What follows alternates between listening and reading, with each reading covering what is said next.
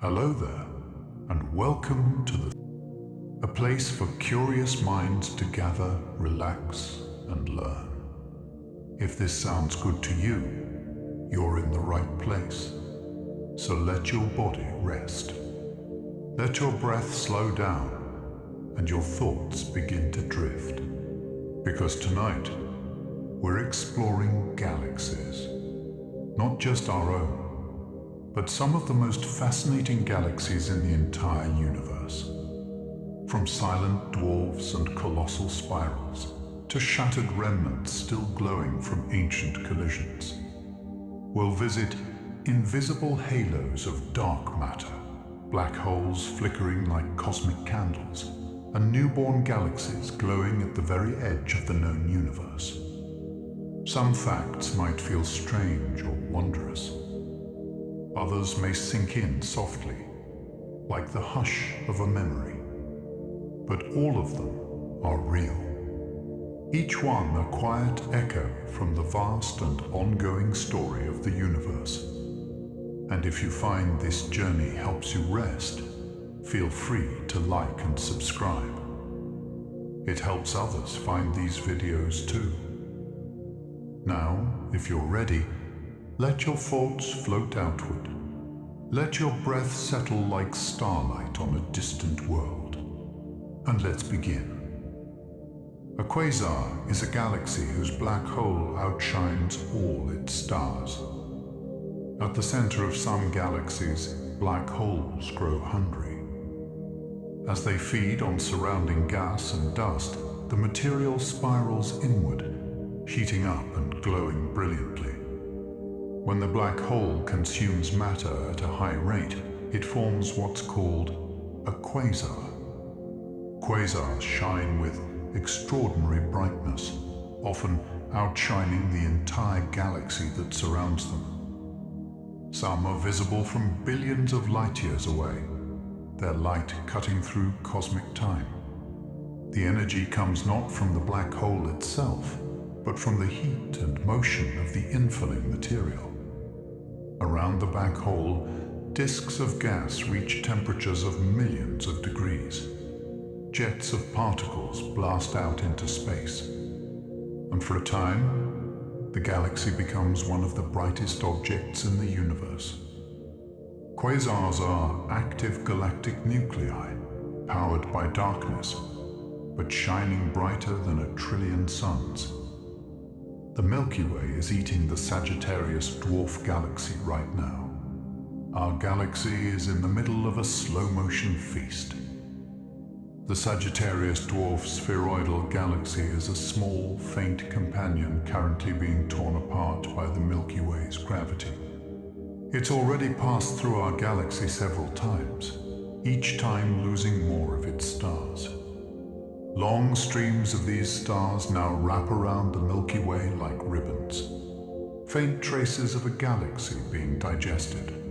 The Sagittarius dwarf isn't gone yet, but it's fading, stretched thin and pulled in by forces it can't resist. Its remains are helping astronomers understand how the Milky Way grew over time, not all at once, but through the quiet accretion of smaller galaxies. What we see in the night sky is the result of countless past events like this. The Sagittarius dwarf is just one more step in that ongoing process. Even now, our galaxy continues to change, reshaped by what it draws in. Some galaxies harbor not one but two supermassive black holes. When galaxies merge, their central black holes often don't combine right away. Instead, they form a binary system, two supermassive black holes orbiting each other, caught in a slow spiral that may take millions of years to resolve. These dual black holes are difficult to detect, but astronomers have found several. In some cases, both black holes are active, shining as separate points of light. In others, we see signs in the motion of nearby stars or in unusual shifts in emitted light. These pairs are a natural part of galactic evolution. Eventually, gravitational radiation may cause them to spiral inward and merge, releasing waves that ripple across the fabric of space-time. But until then, they orbit quietly, hidden deep in the centers of merging galaxies. They're like twin hearts beating in a single chest, rare, powerful, and full of unanswered questions. There are galaxies with no stars, only dark matter. In the deep quiet of space, there are galaxies that shine with nothing. No starlight, no clusters, not even the soft glow of gas. And yet they're real, held together not by what we can see, but by what we can't. These are dark matter galaxies, made almost entirely of the mysterious substance that outweighs visible matter across the universe. Astronomers found them not by light, but by gravity. These dark galaxies bend the light of more distant objects behind them, a quiet distortion that reveals their invisible mass. Some were discovered by how they subtly tug on neighboring galaxies. Others only came to light through patterns of motion, ripples left in nearby gas. No one knows how they formed. They might be failed galaxies or remnants of others long since erased. But they float through space like silent shadows, hidden islands of gravity with no light at all. The Milky Way is being stretched apart by cosmic tides. Galaxies may seem timeless and unchanging, but even ours is caught in the flow of larger forces.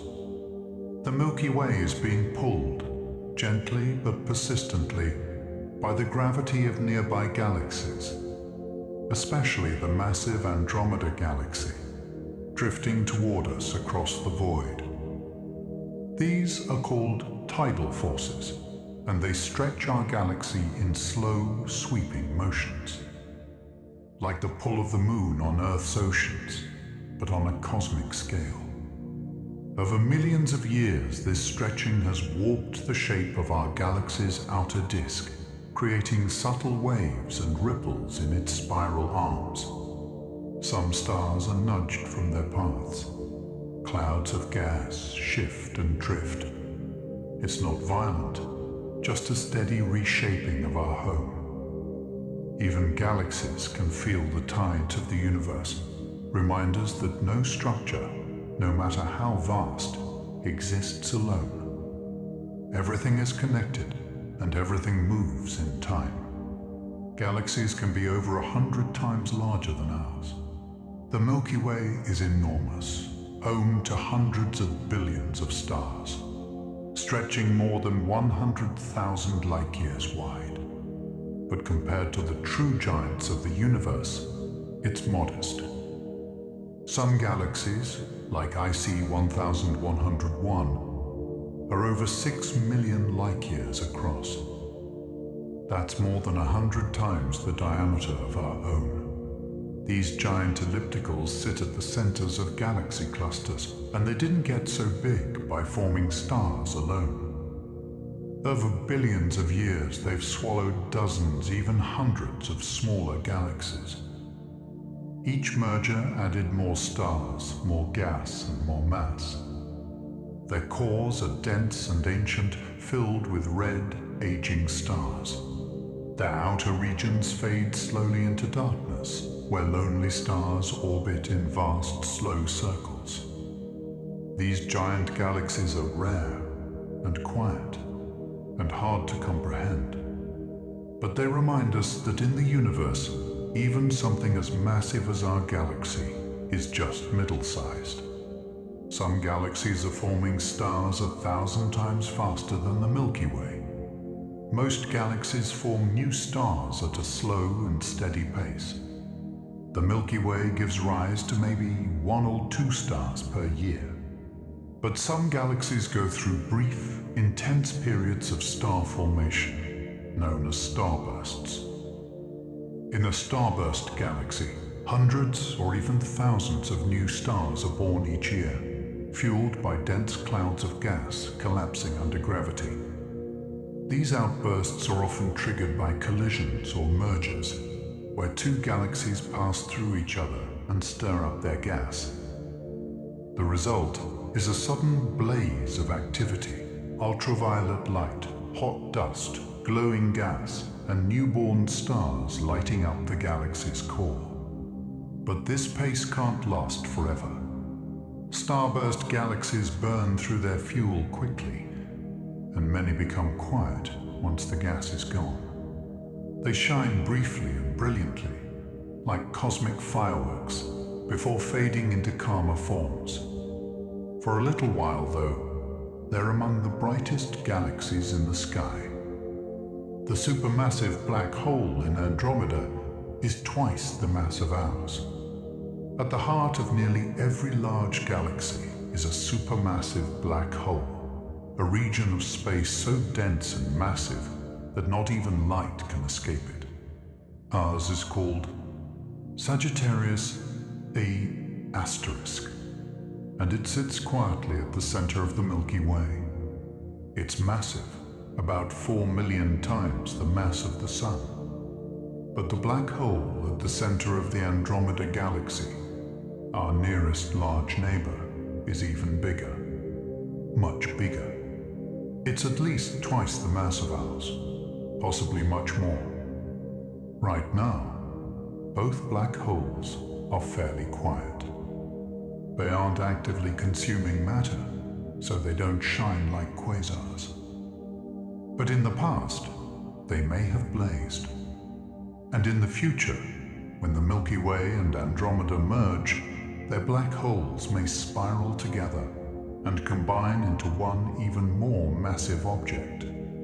Two galaxies, two hearts, one future black hole, waiting in the dark. We can watch galaxies as they were 13 billion years ago. Looking into deep space is also looking into the past. Because light takes time to travel, the light from the most distant galaxies we can see has been journeying through space for over 13 billion years. These galaxies appear as tiny smudges in telescope images, faint, redshifted, ancient. We're seeing them not as they are now, but as they were when the universe was still young, only a few 100 million years old. They are small, chaotic, full of dust and new stars. Some are in the earlier stages of formation, glowing with the light of the first generations of stars. These early galaxies helped shape the universe we see today. They ended the cosmic dark ages. They formed the seeds of galaxy clusters. They burned bright in a time when the universe was still figuring itself out. And somehow, across all that time, their light has reached us. The Milky Way is surrounded by invisible stellar streams from devoured galaxies. Our galaxy didn't form all at once. It grew slowly over time, merging with and consuming smaller galaxies. And each time it did, it left behind subtle clues, thin streams of stars, stretched out over space, like quiet trails. These are stellar streams, remnants of long-lost galaxies that were pulled apart by the Milky Way's gravity. They loop and spiral around the galactic halo, invisible to the eye but detectable through careful observation. Some are still relatively intact, like the remnants of the Sagittarius dwarf galaxy, which we're absorbing right now. Others are so old they've become diffuse ribbons of ancient stars. Mapping these streams lets astronomers trace the Milky Way's history, like finding the fingerprints of past collisions. The sky around us is full of quiet motion, shaped by events that happened billions of years ago. And we're still drifting through the echoes of them, even now.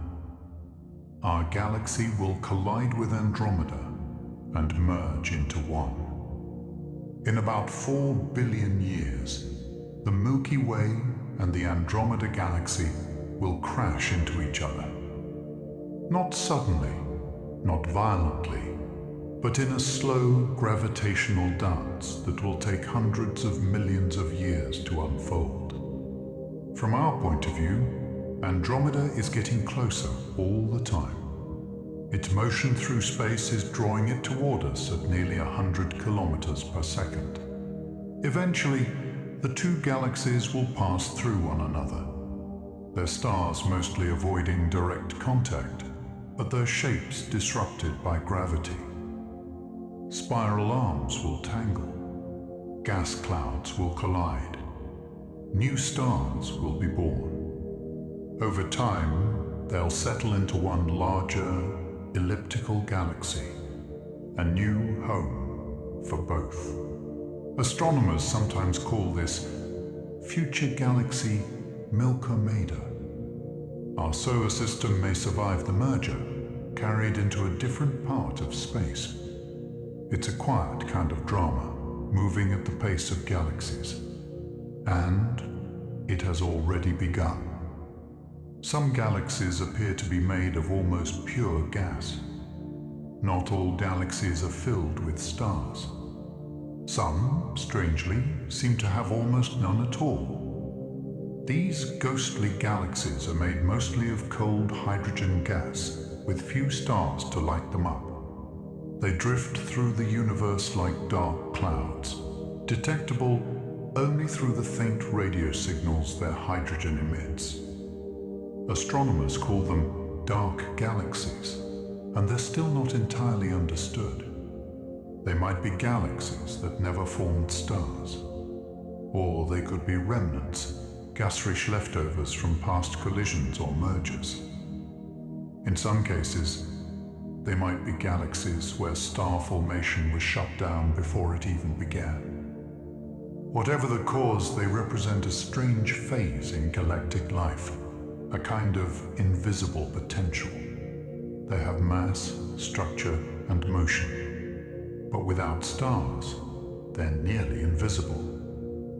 Just cold clouds floating between galaxies, waiting for something to ignite them, waiting to become what they almost were. There are entire galaxies we've only found because they warped light from behind them. Some galaxies don't announce themselves with light, they reveal themselves through gravity. When a massive galaxy lies between us and something even farther away, its gravity can bend and distort the light from that background object. This effect is called gravitational lensing, and it's one of the most powerful tools in astronomy.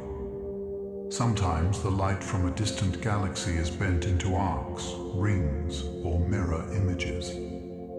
And in the process, we spot the lensing galaxy, the one in front, even if it's too faint or dusty to be seen otherwise.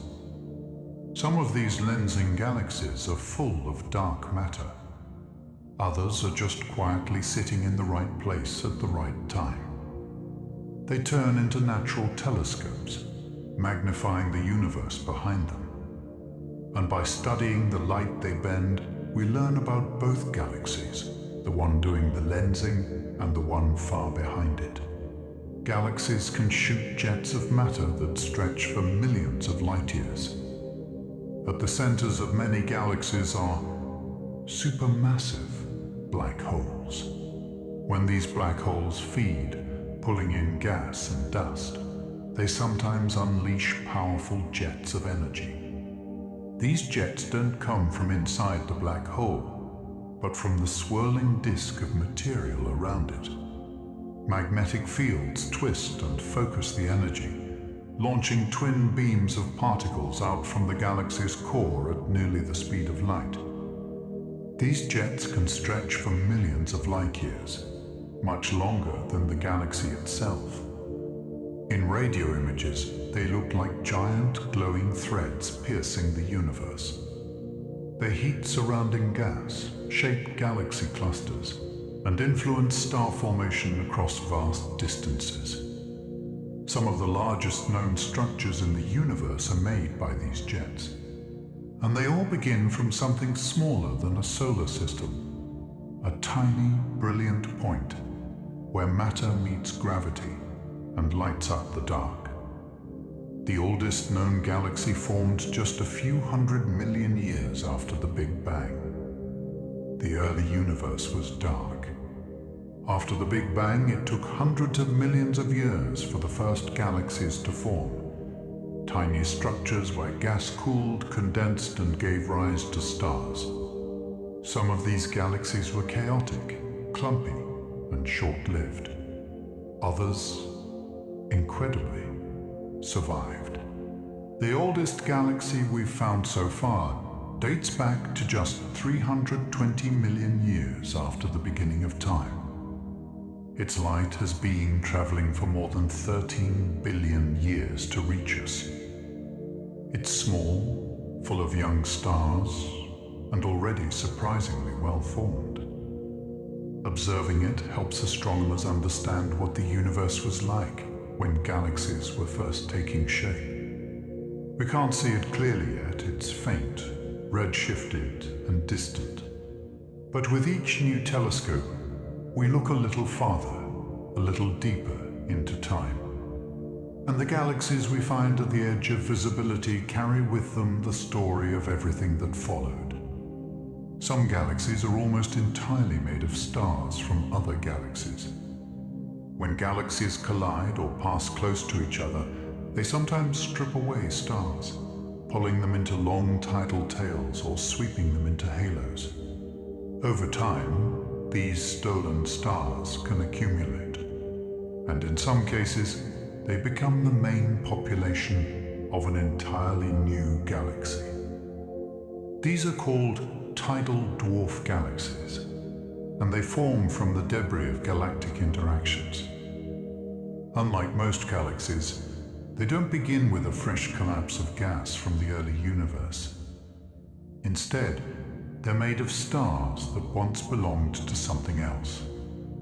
They don't always have much dark matter, and they may be short-lived on cosmic timescales. But for a while, they shine with borrowed light, like a collage of other galaxies' histories. Their stars may have come from different environments, but now they orbit together, held by new gravity. Galaxies can be destroyed, but sometimes they become something new instead. We've found galaxies that seem to be rotating the wrong way. Most galaxies spin in the same direction as the gas around them. It's a natural result of how they form. As clouds of matter collapse under gravity, they begin to rotate, and that spin sets the direction of the stars that form. But some galaxies defy that pattern. Their disks rotate one way, while the stars or gas within them spin the opposite way. These are called counter-rotating galaxies. The cause is usually a merger. The galaxy may have swallowed another one, and the incoming material had its own momentum. Instead of aligning, the two motions remain distinct. In some cases, only the central region spins backward. In others, the entire disk is involved. These galaxies are rare, and they stand out in maps of galactic motion. They're quiet evidence that something unexpected happened long ago, a twist in time, frozen in the stars. A single galaxy can host thousands of globular star clusters. Globular clusters are dense, spherical groups of stars, some of the oldest in the universe. They orbit galaxies like tiny satellites, each one packed with hundreds of thousands of stars. The Milky Way has around 150 of them. But some galaxies, especially giant ellipticals, have thousands. These galaxies can be surrounded by vast swarms of clusters, stretching far beyond their visible edges. Each cluster is a fossil, a relic from the galaxy's earliest days, or from galaxies it absorbed. In a way, they're memory keepers, preserving the chemistry, motion, and age of ancient stars.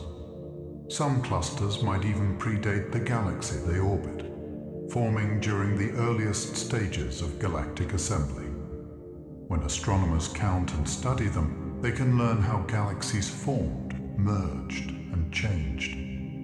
These tiny companions may look small, but they hold stories billions of years old, all orbiting quietly, far out in the galactic halo. Some galaxies are powered by black holes that flicker like beacons. At the centers of some galaxies, the black holes are not quiet. Instead, they're actively feeding, pulling in gas and dust that swirl into a disk and heat up as they fall inward. The result is an active galactic nucleus, or AN, which can shine brighter than all the stars in the galaxy combined. But these aren't steady lights. Some AGNs flicker, flare, and dim on timescales of years, days, or even hours. The flickering comes from changes in how matter flows into the black hole. Sometimes the flow speeds up. Sometimes it stops. In rare cases, we've even seen galaxies go from active to quiet and back again. It's like watching a distant lighthouse blink from across the ocean of space. And it reminds us that black holes, while often invisible, can become some of the brightest objects in the universe, at least for a while. The Milky Way's spiral arms might be temporary structures. Spiral galaxies like the Milky Way seem to have permanent arms, sweeping curves of stars, gas, and dust. But those arms might not be fixed. They could be patterns, not structures, like traffic jams that move through stars instead of cars. This idea is called density wave theory. It suggests that spiral arms are regions where stars bunch up temporarily as they orbit the galactic center. Stars move in and out of the arms like cars slowing down and speeding up on a highway. The spiral shape stays, but the material inside it changes. Other theories suggest the arms might form and dissolve over time, shaped by gravitational interactions, star formation, or even past collisions. Either way, the Milky Way's spiral arms are not static sculptures. They're living patterns, always shifting, always changing, as stars move through them like currents in a vast cosmic sea. Dwarf galaxies can orbit larger ones like moons around planets. The Milky Way isn't alone. It's orbited by a group of much smaller galaxies, dwarf galaxies, each containing only a few million to a few billion stars.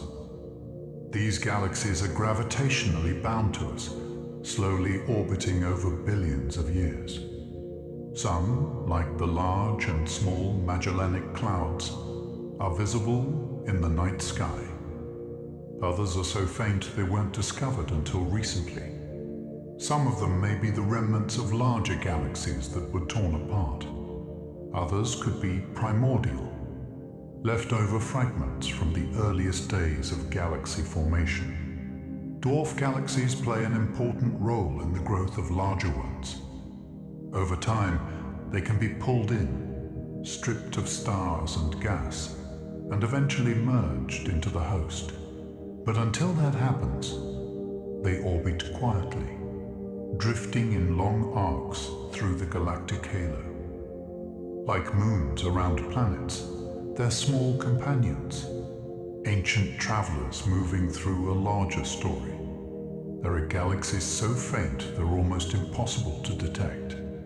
Most galaxies are easy to miss without a telescope, but some are nearly invisible, even with one. These are ultra-diffuse galaxies, so spread out and dim that their stars are barely distinguishable from the background of space.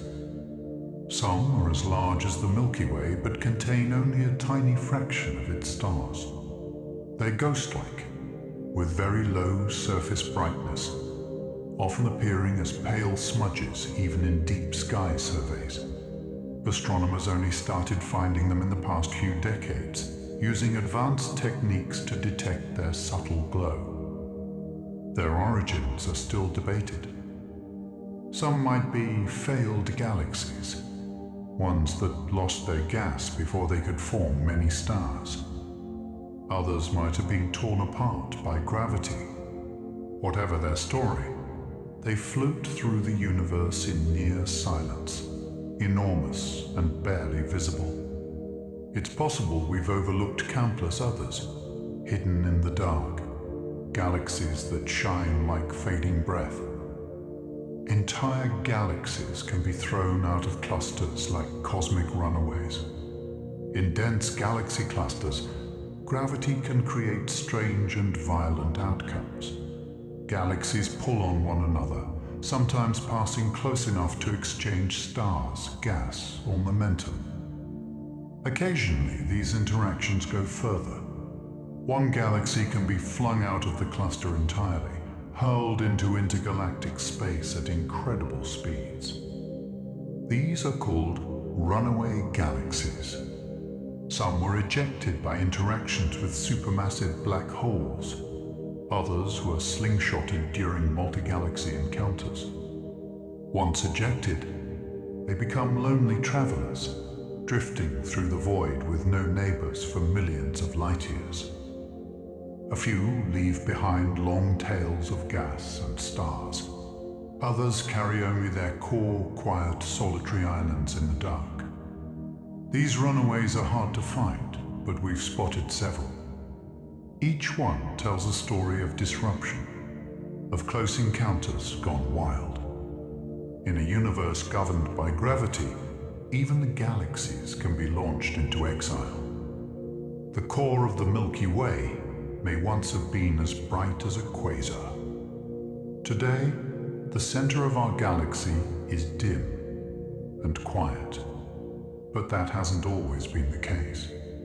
Evidence suggests that the supermassive black hole at the Milky Way's heart, Sagittarius A*, may have gone through an active phase in the past. During that time, it could have fed on large amounts of gas, lighting up the galactic core like a quasar. Traces of that activity remain. We see vast bubbles of gamma rays, the Fermi bubbles, stretching above and below the plane of the galaxy, possibly blown out by past eruptions. We also detect echoes of X-ray flares bouncing off clouds near the center. It may have happened millions of years ago, long before humans existed. But the memory is still there, written in radiation. The center of our calm spiral may once have blazed, briefly turning the Milky Way into one of the brightest galaxies in the sky. Galaxies follow the hidden map of the cosmic web. On the largest scales, the universe has structure, not random, but patterned. Galaxies aren't scattered evenly through space. They gather along vast filaments, forming a network known as the cosmic web. These filaments are made of dark matter, gas, and galaxies strung together over hundreds of millions of light years.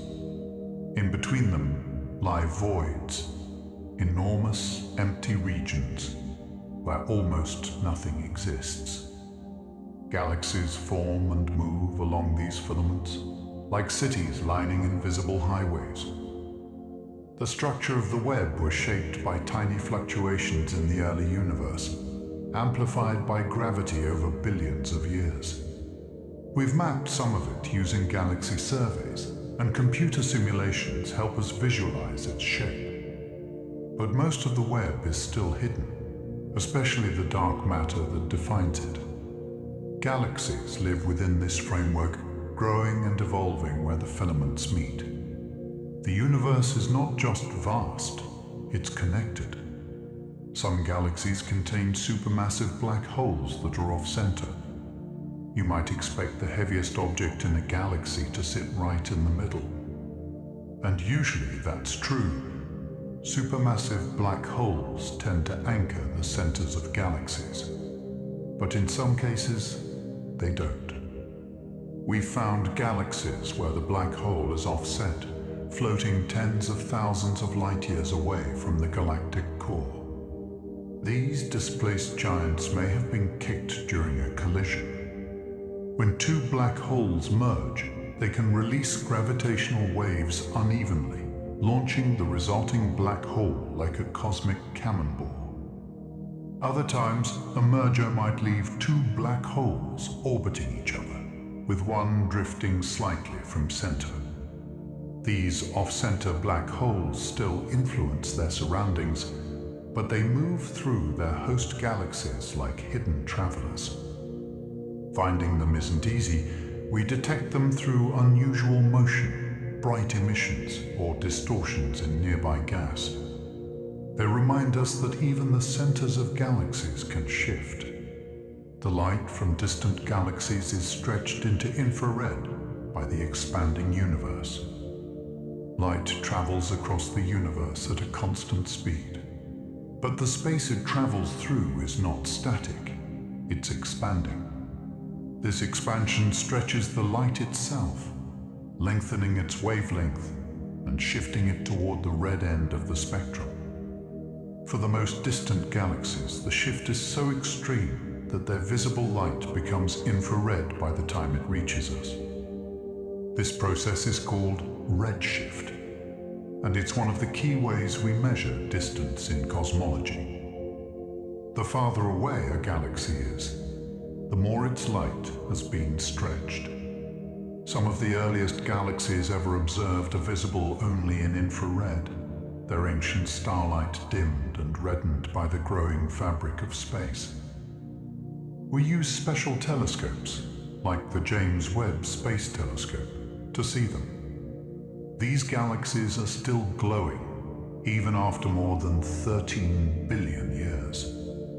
The universe itself has changed their light, but not erased it. We've found galaxies that are still actively cannibalizing their neighbors. Galaxies don't just collide, they consume. Larger galaxies often pull in smaller ones over time, stripping away their stars and gas, and eventually absorbing them entirely. This process is called galactic cannibalism, and it's still happening today. In deep sky surveys, we've seen galaxies with faint trails of stars stretching behind them, leftovers from smaller companions that are being torn apart. These tidal features are signs of recent or ongoing mergers.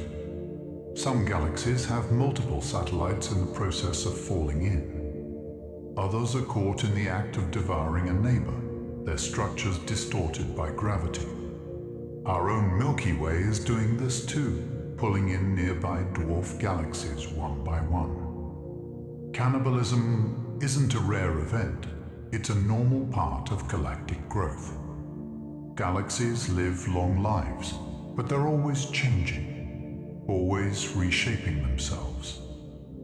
And sometimes, they grow by taking in everything around them. Some galaxies are so dusty, they're invisible in optical light. Starlight doesn't always reach us.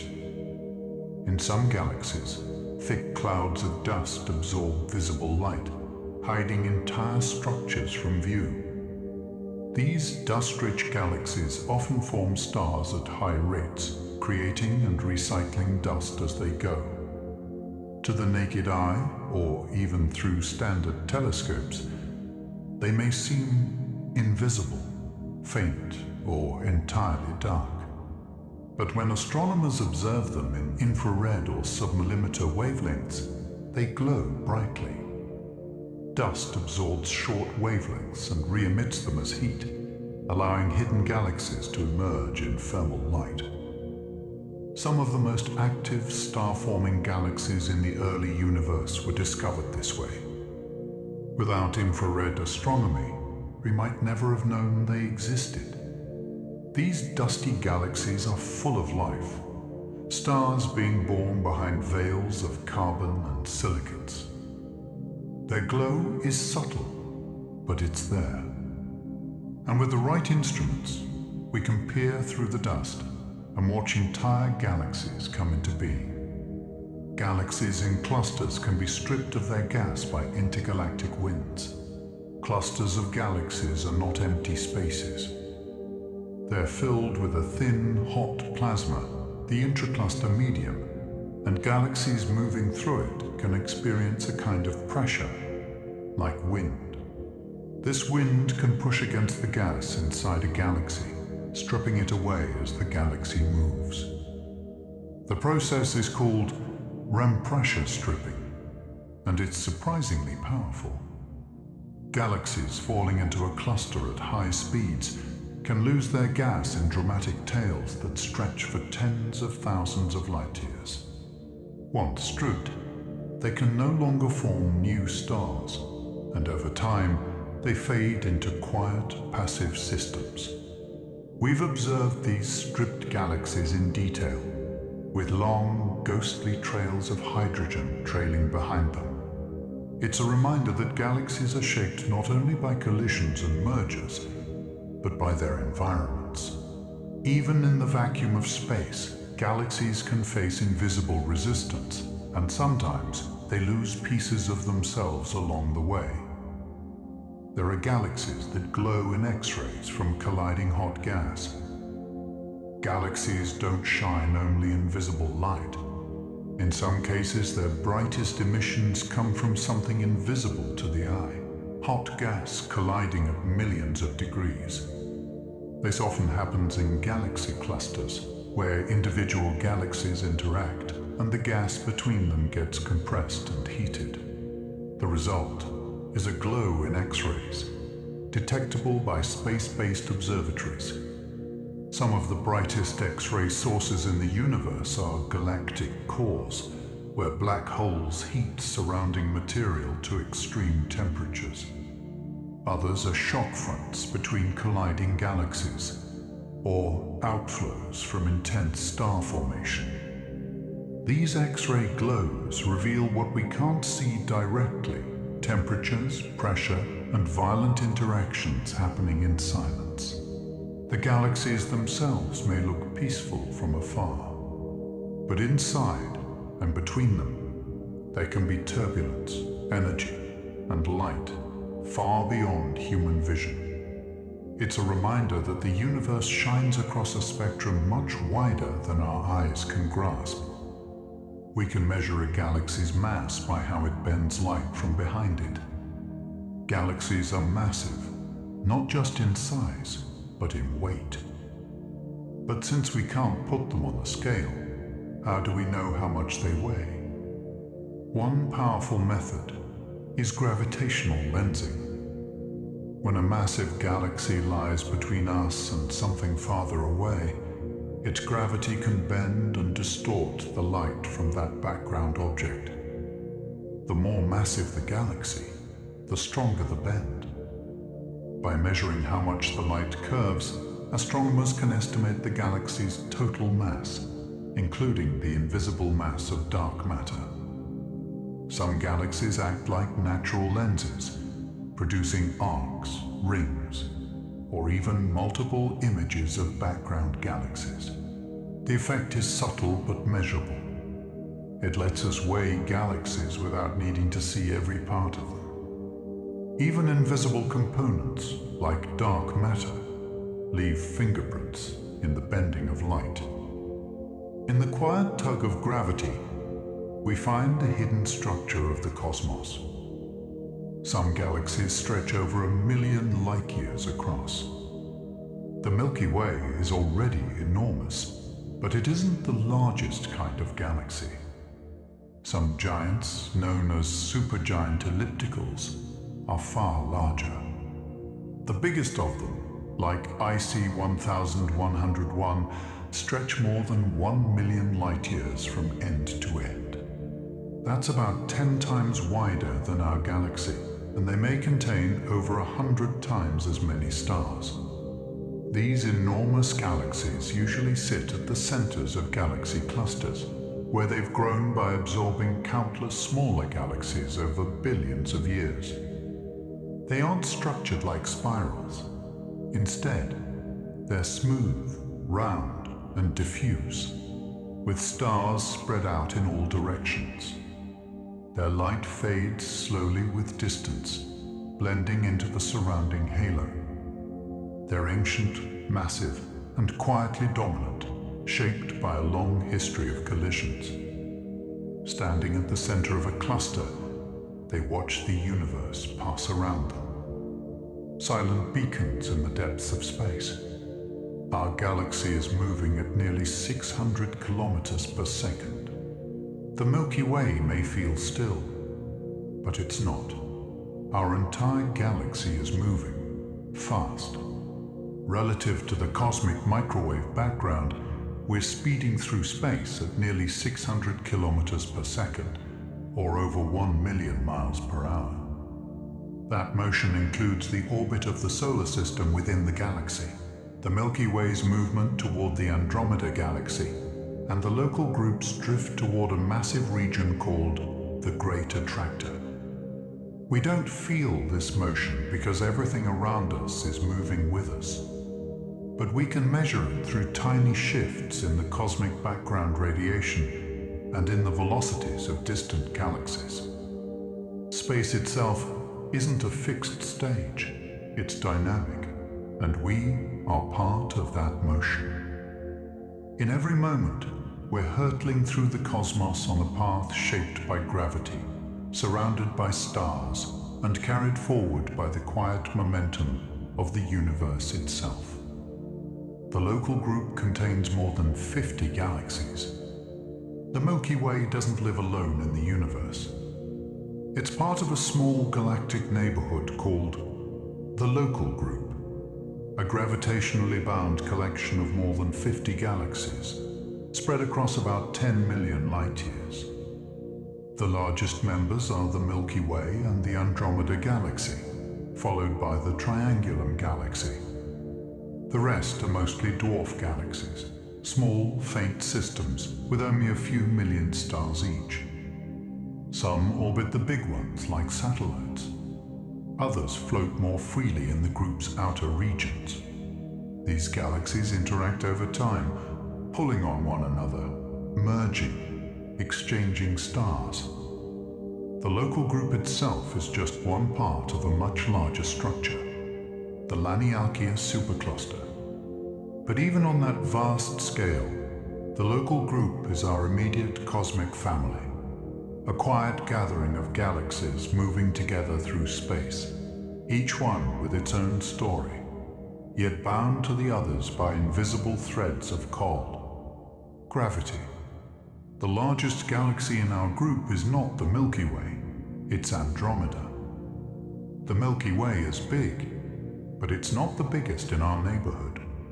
That title goes to the Andromeda galaxy, a spiral galaxy over 2 million light-years away and roughly twice as massive as ours. It's similar in shape, with sweeping arms and a central bulge, but contains more stars, a larger black hole, and a broader halo. Andromeda and the Milky Way are the two dominant members of the local group, and they're on a slow collision course. Right now, Andromeda is approaching us at around 110 kilometers per second. When the two galaxies merge in a few billion years, they'll form an even larger elliptical galaxy. Andromeda may appear as a faint blur in the night sky, but it's a vast, intricate system, full of stars, planets, and mysteries. In many ways, it's our galactic twin, and someday it will become part of our galaxy's future self. Some galaxies are surrounded by halos of invisible particles. Around every large galaxy is something we can't see, a dark matter halo. It doesn't emit light, reflect it, or absorb it, but it exerts gravity. These halos extend far beyond the galaxy's visible stars, enveloping it in an invisible sphere of mass. Astronomers discovered them by measuring how galaxies rotate. Stars near the edges move faster than they should, unless there's extra mass holding them in. That hidden mass is dark matter, a mysterious form of matter that outweighs normal matter in the universe by more than 5 to 1. Galaxies wouldn't hold together without their halos. They likely formed inside them, drawn into shape by the gravity of something that's still not fully understood. We can't see these halos, but we know they're there. They shape galaxies, cluster them, and help form the cosmic web. The universe is held together by things we haven't yet seen directly. The Magellanic Clouds are 2 dwarf galaxies orbiting the Milky Way. If you live in the southern hemisphere, you might have seen 2 strange patches of light in the night sky. They're not clouds, they're galaxies. The large and small Magellanic Clouds are irregular dwarf galaxies that orbit the Milky Way. They're close by, cosmically speaking, about 160, 000 and 200, 000 light-years away, respectively. Both contain millions of stars, clusters, and clouds of gas. The Large Magellanic Cloud is home to one of the most active star-forming regions nearby, the Tarantula Nebula. These 2 galaxies are likely newcomers to our galactic neighborhood, possibly captured within the last few billion years. They're not just companions, they're also interacting with each other. Their orbits are complex, and gravity is pulling stars and gas from them as they circle the Milky Way. For now, they remain separate, brilliant and irregular, drifting close. But over time, they may be drawn in and absorbed. Those clouds leave trails of stars behind them. As the Magellanic Clouds orbit the Milky Way, they leave behind quiet evidence of their journey. Long, faint trails of gas and stars stretching across the sky. These trails form as gravity from the Milky Way tugs on the smaller galaxies, stripping material away. The most famous of these is the Magellanic Stream, a thin ribbon of hydrogen gas that wraps behind the 2 galaxies and stretches for hundreds of thousands of light-years. There are also stellar streams made of individual stars pulled loose from their original home. These trails help astronomers map the shape of the Milky Way's gravitational field and tell the story of how galaxies interact over time. They're like footprints, subtle, fading, but revealing a path taken through deep space. Though the Magellanic Clouds are still intact for now, these streams remind us that galactic orbits aren't simple. They leave long, drifting echoes behind them. Galaxy clusters are bound together by vast quantities of dark matter. Clusters of galaxies can contain hundreds or even thousands of members, all bound together by gravity. But when astronomers measured the visible mass, the stars, gas, and dust, it wasn't nearly enough to hold the cluster together. Something else had to be providing the gravity. That something is dark matter. Though invisible, dark matter makes up most of the mass in galaxy clusters. It holds the galaxies in place and slows their motion so the cluster remains stable. We can't see it directly, but we can detect its presence. The way galaxies move, the way light bends as it passes through the cluster, and the temperature of the intracluster gas all point to an enormous hidden mass. Without dark matter, these clusters would fly apart. Instead, they've remained bound for billions of years, islands of light in a dark ocean. held together by gravity we cannot yet explain.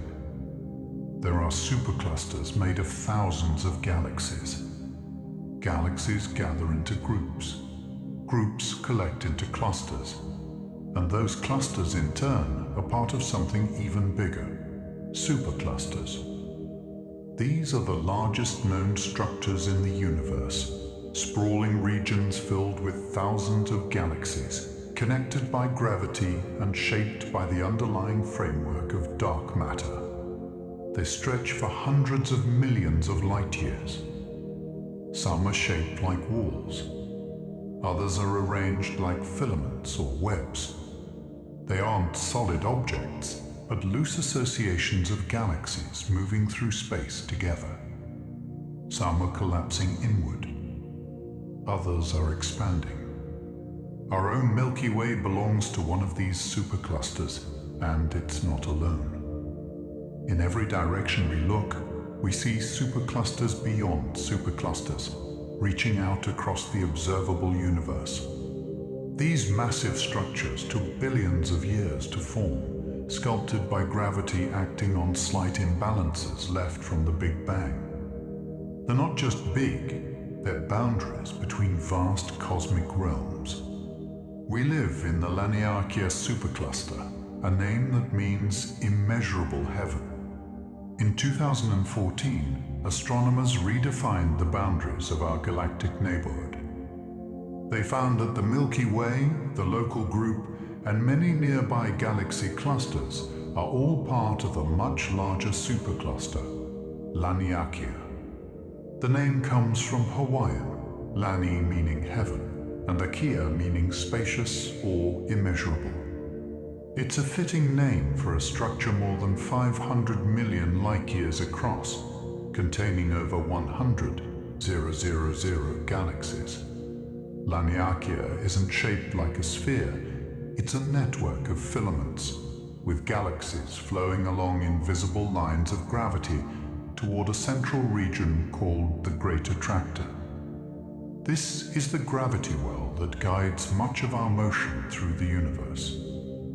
Laniakea redefined our sense of where we live, not just in a galaxy or a group, but in a supercluster of extraordinary scale. It's a reminder that even our vast Milky Way is part of something larger, hidden, and quietly beautiful. Galaxies align along filaments that stretch across the universe. When we map the positions of galaxies on the largest scales, they don't appear randomly scattered. Instead, they form a vast interconnected structure known as the cosmic web. Galaxies gather along thin, thread-like filaments of dark matter and gas, stretching across hundreds of millions of light-years. These filaments connect clusters and superclusters, weaving a web with glowing nodes of galaxies at the intersections. In between the threads lie immense voids, vast regions nearly empty of galaxies. The shape of this structure was seeded in the earliest moments of the universe, sculpted by the pull of gravity over billions of years. Galaxies form where matter gathers, and they move along these hidden strands like travelers on unseen roads. When we look out into space, we're seeing not just stars and galaxies, but patterns, delicate and immense, that stretch far beyond what we can observe. The universe has structure, even in silence. In between these filaments lie voids nearly empty of matter. The universe isn't packed full of galaxies. In fact, most of it is almost entirely empty. Between the great filaments of the cosmic web are vast voids, immense dark regions that contain very little matter. Some are tens or even hundreds of millions of light-years across. A few stray galaxies may drift through these regions, but for the most part, they are silent. These cosmic voids are the emptiest places we know. They formed naturally as matter in the early universe clumped together. leaving behind underdense areas. Studying voids helps astronomers understand the expansion of the universe and the behavior of dark energy. In a way, the voids define the cosmic web just as much as the galaxies do. They are not just the spaces in between, they are part of the shape of the whole. Quiet, dark, and nearly untouched by time. Some galaxies lie in complete isolation, cosmic hermits in the void. Most galaxies live in groups or clusters, surrounded by neighbors and shaped by their interactions. But some galaxies live in solitude. These are field galaxies, systems that drift alone in space, far from any cluster or filament. Some are found on the edges of voids, and others exist deep within them. Without nearby galaxies to pull or collide with, they evolve more quietly, forming stars at their own pace. Their shapes are less likely to be disrupted, their gas undisturbed. We don't know exactly how these cosmic hermits formed in such lonely places. Some may have been ejected from clusters long ago. Others may have formed in low-density regions from the start. Whatever their origin, they move through space with no close companions. In a universe where so much is connected, these isolated galaxies remind us that even on the grandest scale, solitude still exists. The Hubble Space Telescope revealed galaxies in every direction we look. When the Hubble Space Telescope was launched, no one was entirely sure what it would see. In the late 1990s, astronomers pointed it at a seemingly empty patch of sky, a region with no bright stars, no known galaxies, nothing of note. They left it observing for days. What came back was astonishing. Thousands of galaxies packed into a tiny dot of space. This became the Hubble Deep Field, and later, the Ultra Deep Field. It showed that no matter where we look, space is full of galaxies. Every pinprick of sky holds multitudes, stretching back billions of years. Some were large and bright, others tiny and ancient. But together, they revealed the richness and depth of the universe. The images changed our understanding of the cosmos. What once seemed empty was full of light, structure, and time. The deeper we look, the more we find. The deepest images ever taken show thousands of galaxies in a tiny patch of sky. Imagine holding a grain of sand at arm's length. That's about the size of the sky covered by the Hubble Ultra Deep Field. And within that tiny space, we see nearly 10,000 galaxies. Each one is filled with stars, planets, and history. Some are nearby and bright. Others are faint smudges, ancient galaxies whose light has traveled more than 13 billion years to reach us. Taken together, they offer a glimpse into cosmic time, from the early days of galaxy formation to the present. The image is a layered history, a cross-section of the universe. And it tells us something profound. If a patch of sky that small holds so many galaxies, the universe must contain hundreds of billions in total. These deep images are more than photographs. They're time machines, letting us see the past and reminding us how much remains to be discovered. Quasars were more common in the early universe. Today, quasars are rare. Most large galaxies, including our own, have quiet black holes at their centers. But in the early universe, quasars were everywhere. Young galaxies were rich in gas, and their central black holes had plenty to feed on. During that time, many black holes grew rapidly, blazing as quasars for millions of years. Some of the brightest we've observed existed when the universe was less than 1 billion years old. We see them now as they were then, tiny, distant points of light that once lit up entire regions of space. Their powerful radiation affected their surroundings, altering the structure of galaxies and halting star formation in some regions. Eventually, their fuel ran out, and they went dark. What remains are quiet galaxies, the relics of once burning cores. Quasars are the echoes of a brighter, younger universe, still visible across cosmic time. Some galaxies change from quasar to quiet in just a few years. Quasars were once thought to be steady, burning brightly for millions of years before slowly fading. But we've now seen galaxies where that brightness flickers dramatically, changing in just a few years.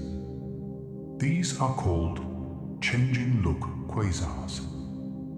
One year, a galaxy might shine with the energy of an active black hole. The next, it dims, as if someone turned down the cosmic volume. In some cases, they seem to switch back again. Astronomers believe this flickering happens when the flow of gas into the black hole changes, perhaps a sudden surge, or a blockage, or a collapse of the inner disk.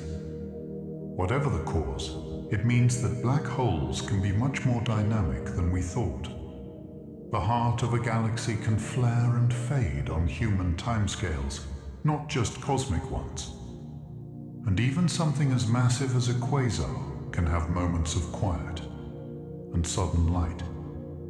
The light from quasars can travel over 10 billion years to reach us.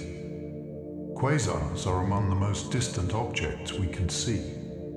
Their light began its journey before the Earth had formed, even before the Milky Way had fully taken shape. Many quasars we observe today lie over 10 billion light-years away. That means their light has been traveling through space for 10 billion years, crossing an expanding universe to reach our telescopes. What we see is not how they are now, but how they were when the universe was still young. That ancient light has been stretched, reddened and dimmed by cosmic time, but it still carries the signature of extreme energy, radiation from a feeding black hole that once outshone an entire galaxy. Looking at a quasar is like peering through a long tunnel in space and time. It connects us to a younger universe, and to a kind of brightness we no longer see nearby. Galaxies can spin so fast that their outer stars are barely held in. Galaxies don't just sit in space, they spin. Their stars orbit the center, pulled by gravity, balanced by motion. But in some galaxies, that motion becomes extreme. Their outer stars whip around at such high speeds that they seem like they might fly off into space. What holds them in is gravity, not just from the stars and gas, but from an invisible halo of dark matter. In fact, it was this unexpected rotation, stars moving faster than expected, that first led astronomers to suspect that dark matter existed at all. Without it, the galaxies would fly apart. But the unseen mass holds them together, even as they spin at hundreds of kilometers per second. It's a quiet balancing act, motion and mass in perfect tension. The faster the stars move, the stronger the invisible arms that hold them close. Some galaxies are polar rings, disks within disks, rotating at right angles. Most galaxies rotate in a simple plane, like a spinning disk, but some galaxies are more complex. A polar ring galaxy has two disks, one main galaxy, and another ring of stars and gas that orbits around its poles at a near right angle. These structures likely form during galaxy interactions, when one galaxy passes through another and leaves behind material that settles into a separate orbit. Over time, gravity shapes that material into a flat, spinning ring. The result is a beautiful, rare object, one galaxy wearing another like a halo. Studying polar ring galaxies helps astronomers understand how galaxies merge and how dark matter halos are shaped. The two rotating systems move independently, like layered currents in deep space. And from a distance, they look like cosmic wheels turning across two axes, elegant, stable, and quirky strange. There are galaxies shaped like giant cosmic donuts. Not all galaxies follow the usual spiral or elliptical shape. Some have central holes, ring galaxies where most of the stars form a loop around an empty core. These often form through collisions.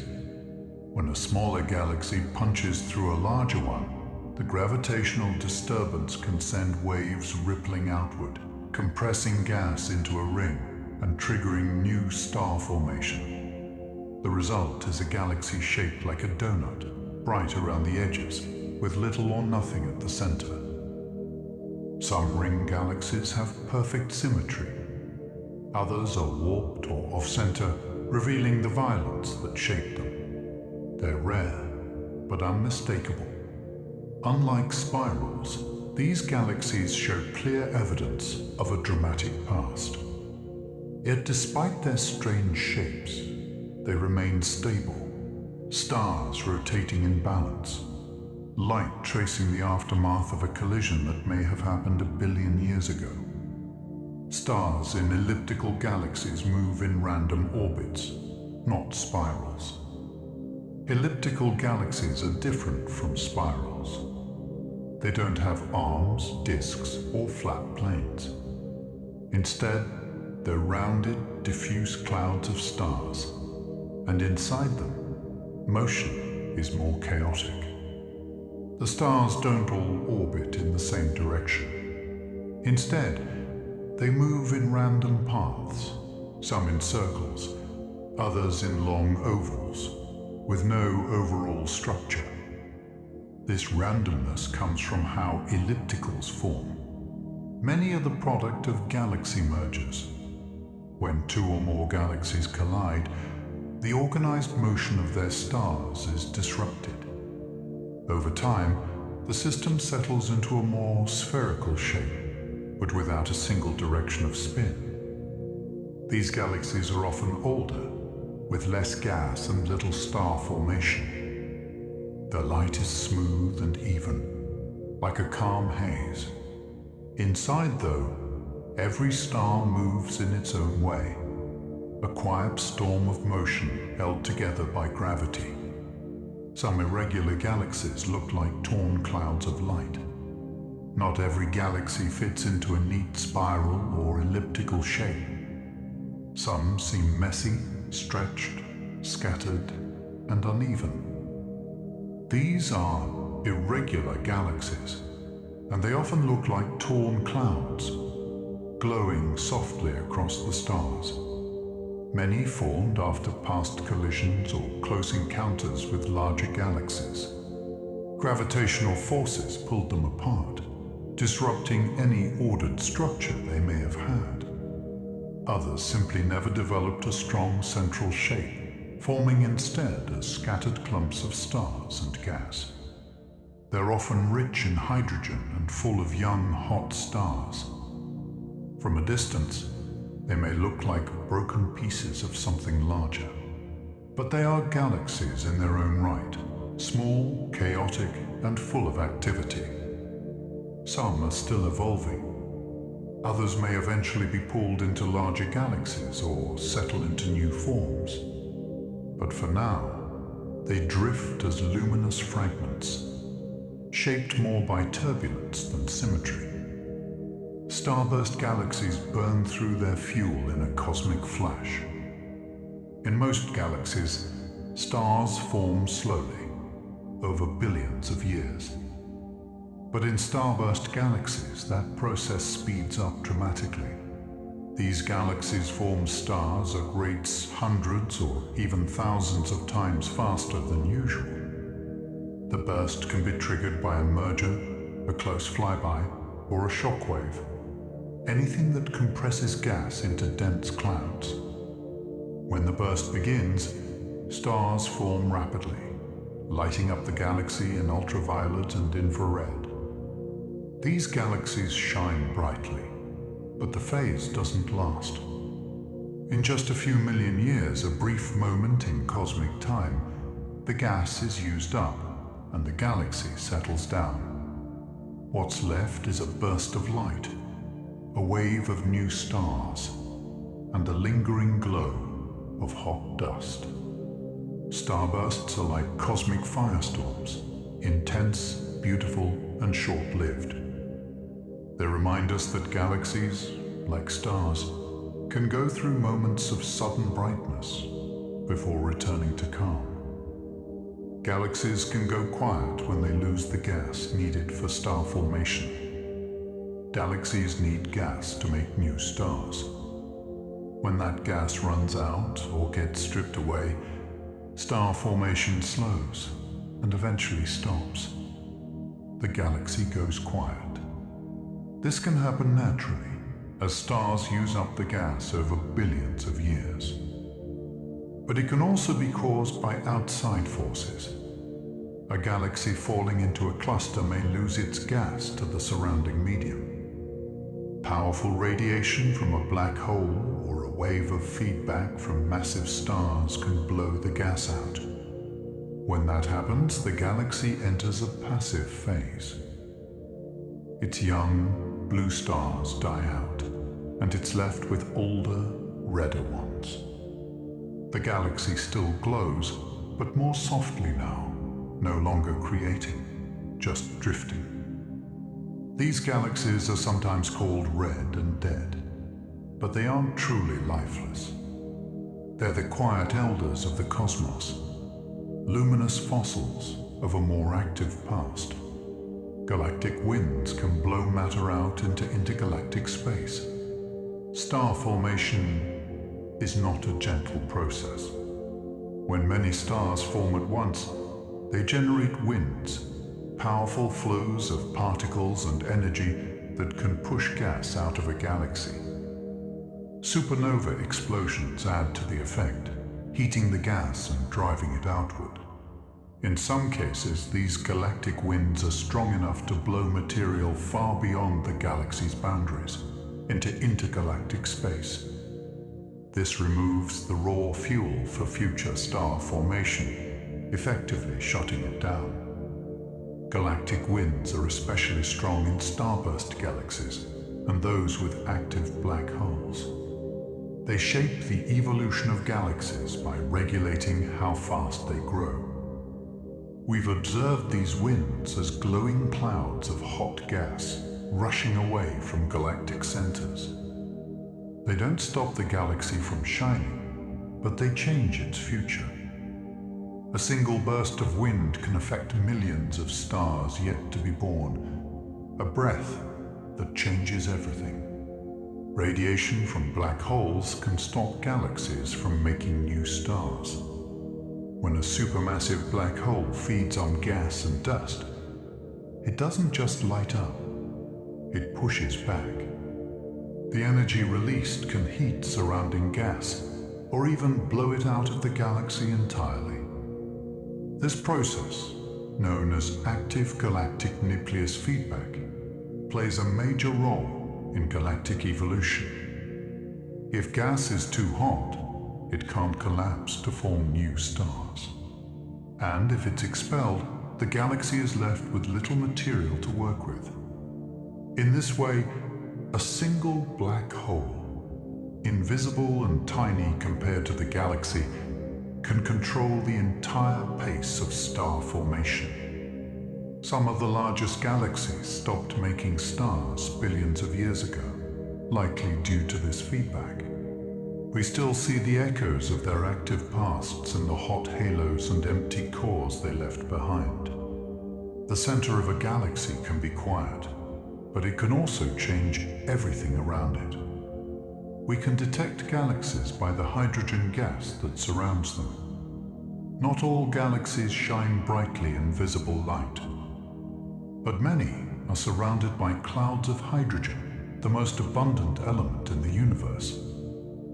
This hydrogen emits a faint radio signal, known as the 21 centimeter line. By tuning into that frequency, astronomers can find galaxies that are otherwise too faint or too dusty to see with optical telescopes. These signals reveal a galaxy's mass, rotation, and motion through space. They also help us map out dark matter, since the hydrogen follows the gravitational pull of unseen mass. Some surveys of the sky look entirely in radio waves, building maps of hydrogen across cosmic time. In this way, we can discover galaxies hiding in plain sight, invisible in ordinary light, but quietly glowing in radio frequencies. Even the faintest galaxies leave echoes. Even in silence, there is something to hear. Some galaxies glow brightly in radio waves. When we think of galaxies, we usually imagine them shining in visible light. But many galaxies emit strongly in radio waves, a form of light with much longer wavelengths. Some of the brightest radio galaxies have giant jets of particles blasting from their centers, powered by supermassive black holes. These jets stretch far beyond the galaxy's visible edge, sometimes for millions of light years. Other galaxies glow in radio because of supernova explosions or because of clouds of cold hydrogen gas. The shapes of radio galaxies can be strange, with lobes, arcs, or double sources of light. Many of these features are invisible to the eye, but appear clearly when seen in radio maps. By observing galaxies this way, astronomers can explore hidden structures, trace energetic processes, and study the interactions between galaxies and their surroundings. In the radio sky, the universe looks entirely different and full of quiet power. Others are revealed only in far-infrared light. Some galaxies are hidden by dust, thick clouds that block visible light but let infrared light through. These galaxies, called infrared luminous galaxies, often form stars at rapid rates. The young, hot stars heat nearby dust, which then glows brightly in the far infrared. We can't see these galaxies with regular telescopes, but with infrared observatories, they shine. Some of them are among the most active galaxies in the universe, but they were almost completely invisible until space telescopes like Spitzer and Herschel opened a new window into the sky. Observing in infrared lets us peer through dust and uncover what's happening inside: the birth of stars, the feeding of black holes, the dynamics of mergers. It's a reminder that galaxies don't always show themselves clearly. Some hide behind veils of their own making, glowing softly in wavelengths far beyond our sight, visible only to those who know where and how to look. Galaxies in the early universe look smaller and more chaotic. When we observe galaxies from the early universe, galaxies whose light has been traveling for over 10 billion years, they don't look like the grand spirals and smooth ellipses we see nearby. They're smaller, lumpier, and more chaotic. Some are clumps of stars and gas still coming together. Others are merging, colliding, or forming stars at incredible rates. These early galaxies are still in the process of assembling themselves. Their shapes haven't settled. Their stars are younger, hotter, and more metal-poor. And yet, these galaxies laid the foundation for what would become the modern universe. Over billions of years they grew, by merging with others, by forming new stars, by settling into more stable structures. When we look at them now, we're looking at the adolescence of the cosmos. Imperfect, messy, and full of energy, galaxies still finding their way. We can see the cosmic dawn, the first galaxies lighting up the universe. There was a time, after the Big Bang, when the universe was completely dark. No stars, no galaxies, just cooling gas. Then, slowly, the first light began to shine. The first stars formed. The first galaxies took shape. This period is called the Cosmic Dawn, and it began about 200 to 400 million years after the Big Bang. With powerful telescopes like the James Webb Space Telescope, we're now beginning to see into that era, capturing faint, distant galaxies from the universe's earliest light. These galaxies are tiny, chaotic, and incredibly bright for their size. They formed stars rapidly, burned through gas quickly, and began to ionize the surrounding hydrogen, ending the cosmic dark ages. Every image we capture from this time is a glimpse into the universe's beginning, its first attempts at structure and light. It's a distant story, and yet it's where everything we know began. The first galaxies may have been born inside dark matter halos. In the early universe, matter wasn't evenly spread out. Tiny fluctuations in density, seeded by quantum noise from the Big Bang, began to grow under the force of gravity. Where those fluctuations were strongest, dark matter collected into halos, invisible clouds of mass that provided the gravitational wells needed to gather normal matter. Inside those halos, gas cooled, condensed, and formed the first stars and the first galaxies. Without the presence of dark matter, it's likely these galaxies couldn't have formed at all. The halos provided structure, mass, and protection from the turbulent early environment. We still see this pattern today. Every galaxy we observe, from tiny dwarfs to giant spirals, seems to be embedded in a dark matter halo. It's an invisible skeleton, shaping how galaxies grow and move. The first galaxies weren't just lucky, they were cradled by unseen hands. Without dark matter, galaxies would simply fly apart.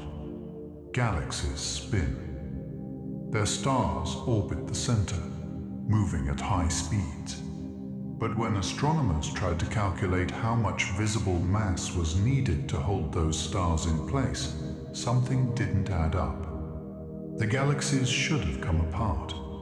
The stars were moving too fast for gravity alone to hold them. That's when the idea of dark matter emerged. An invisible form of mass present throughout the galaxy, providing the extra gravity needed to keep everything bound together. We can't see it directly, but its effects are clear. Without it, galaxies wouldn't hold their shape. Stars at the edges would drift off into space. The entire structure would collapse or scatter. Dark matter holds galaxies together, not just in theory, but in practice. It's quiet, mysterious, and absolutely essential. Galaxies shine because of stars, but they stay together because of something we still don't fully understand.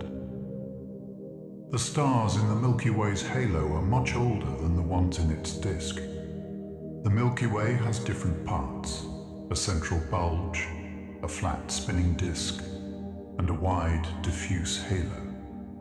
That halo is filled with some of the oldest stars in our galaxy. These stars are ancient, many over 10 billion years old, and they move through space in long, looping orbits that take them far above and below the disk. The halo contains very little gas, so it doesn't form many new stars. Its population is made up of stellar relics, quiet, dim, and old. Many of them are metal poor, meaning they formed before heavy elements were common. The stars in the disk, by contrast, are younger and brighter, with orderly paths and more modern compositions. By studying halo stars, astronomers can peer into the deep history of our galaxy, into the time before the spiral arms formed, when the Milky Way was still finding its shape. Some stars in the Milky Way were born in other galaxies. Not all the stars in our galaxy have always belonged to it. Over billions of years, the Milky Way has collided with and absorbed many smaller galaxies, and when it did, it kept some of their stars. These ancient mergers left behind faint streams and clusters, and scattered stars that now move through the Milky Way with unusual orbits or chemical fingerprints. Astronomers can identify them by their motion and composition. Some stars move in different directions than expected. Others are made of older, simpler elements. These stars tell stories of long-lost galaxies, systems that no longer exist, but whose stars live on. The Milky Way is not just a single structure. It's a layered memory, a quiet collection of stories pulled in from the cosmic neighborhood. And even now, new stars are still arriving, carried in from galaxies slowly merging with our own. We can trace the motion of ancient mergers by mapping stellar streams. When the Milky Way absorbs a smaller galaxy, it doesn't happen all at once. The stars of the incoming system are stretched out into long, curving trails, stellar streams that wrap around the galaxy like ribbons. These streams can last for billions of years, slowly fading and blending into the halo.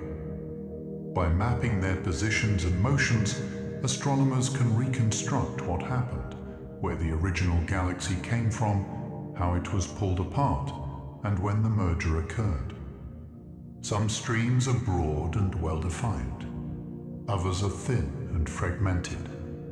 Together, they reveal a history of quiet collisions, of the Milky Way growing not through sudden chaos, but by drawing in its neighbors over time.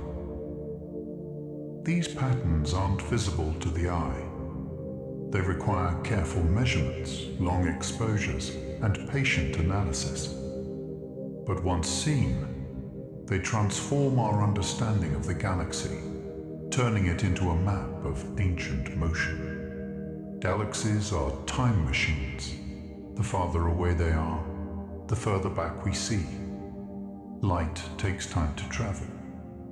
So when we look at a nearby galaxy, we see it as it was a few million years ago.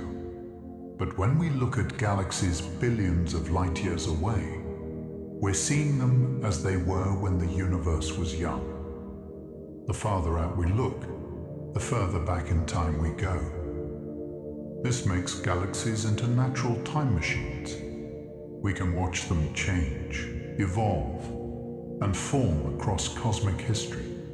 Not by traveling through time ourselves, but by collecting light that has taken eons to reach us. Every telescope is a time portal, and every faint galaxy in a distant image is a story from long ago. Some are young and chaotic.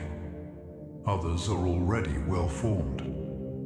By studying galaxies at different distances, astronomers piece together the life story of the universe itself, from its first sparks of light to the richly structured sky we see today. It takes the Milky Way about 200 million years to rotate once. The stars in our galaxy are not fixed. They orbit the center, each at its own speed, tracing long paths through space. Our solar system, for example, is moving at about 220 kilometers per second, completing a full orbit of the galaxy in roughly 225 million years. That means we've only gone around the Milky Way about 20 times since the Earth formed. Each orbit takes so long that entire ages of life pass in a single galactic year. Dinosaurs rose and fell during one rotation. Continents drift. Stars are born and die. From our point of view, the sky seems still, but we are constantly moving. The galaxy turns like a giant wheel, and we are carried with it through a quiet spiral of stars. Time stretches wide at this scale, and motion becomes something you feel only across the lives of worlds. Galaxies don't rotate like solid disks. Their outer regions move differently. If a galaxy were a solid object, its outer stars would move slower than the ones near the center, like the edge of a spinning record. But galaxies aren't solid. They're made of stars, gas, and dark matter, all moving under gravity. What we see is surprising. Stars in the outer regions orbit just as fast as those closer in. This flat rotation curve puzzled astronomers until they realized that something invisible must be providing extra mass. That something is dark matter, forming a halo that surrounds and stabilizes the galaxy. Without it, the stars at the edges would drift away. Galaxies rotate in complex ways, not like rigid wheels, but like loosely connected systems held in place by unseen mass. The stars dance to a deeper rhythm, set by both what we see and what we cannot. A motion that spans hundreds of billions of suns, all turning together. We discovered dark matter by watching how galaxies spin. In the 1970s, astronomer Vera Rubin studied the rotation of spiral galaxies. What she found didn't match expectations. Stars far from the center were moving too quickly, as if something invisible was holding them in. According to the laws of gravity, they should have drifted away. But they didn't. The only explanation was that galaxies contained far more mass than we could see. This unseen mass became known as dark matter. It doesn't emit light or energy, but it exerts gravity enough to bind galaxies together and to shape their motion across cosmic time. Today, nearly everything we know about dark matter comes from its gravitational effects. We can't see it directly, but it reveals itself through motion. In the curves of spinning galaxies, we found evidence of something vast and invisible, something still mysterious, and something that might hold the universe together. Gravitational lensing has revealed galaxies we couldn't see any other way. Sometimes we find galaxies not by their own light, but by how they affect the light of others. When a massive galaxy or cluster lies between us and a more distant object, its gravity bends the background light, creating a cosmic lens. This effect, known as gravitational lensing, can reveal faint, faraway galaxies that would otherwise be invisible. The lens magnifies and distorts the image, stretching it into arcs, rings, or mirrored duplicates. With this technique, astronomers have discovered some of the most distant galaxies ever seen. In some cases, we observe galaxies whose light has traveled over 13 billion years, brought into view by the mass of a foreground lens. Lensing doesn't just show us hidden galaxies, it also lets us map the distribution of dark matter. Through this bending of light, space itself becomes a tool, and gravity becomes a kind of telescope. Some galaxies are strong lenses, warping and multiplying the light of background galaxies. Galaxies don't just orbit and glow, some act as powerful lenses, bending light from other galaxies behind them. When the alignment is just right, a single background galaxy can appear as multiple images, or as an arc or a ring wrapped around the foreground lens. These Einstein rings are striking, symmetrical features created by curved space. The lensing galaxy can be small or massive, but it must have enough gravity to distort the path of light. The resulting image depends on angles, distance, and mass. In many cases, we don't even see the background galaxy directly, just the shape its light takes after bending around the lens. These systems are beautiful and rare.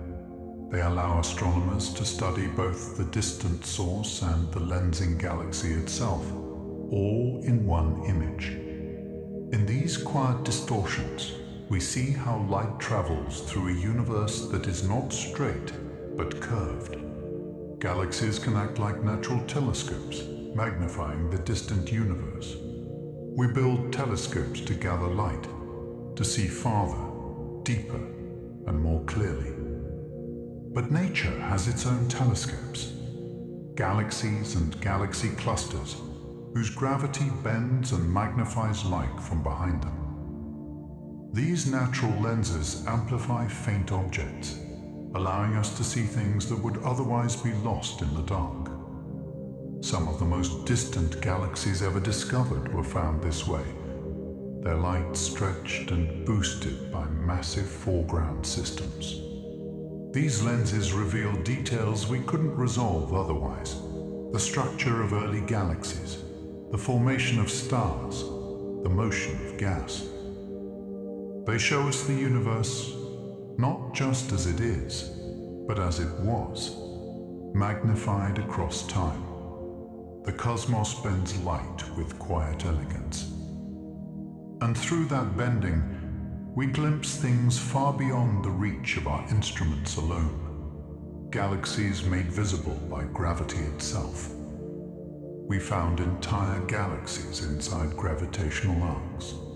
Gravitational lensing can stretch the image of a distant galaxy into an arc, a long, curved streak of light that wraps around a foreground mass.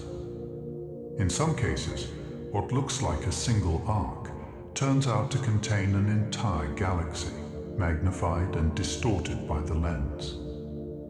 These arcs are more than beautiful shapes.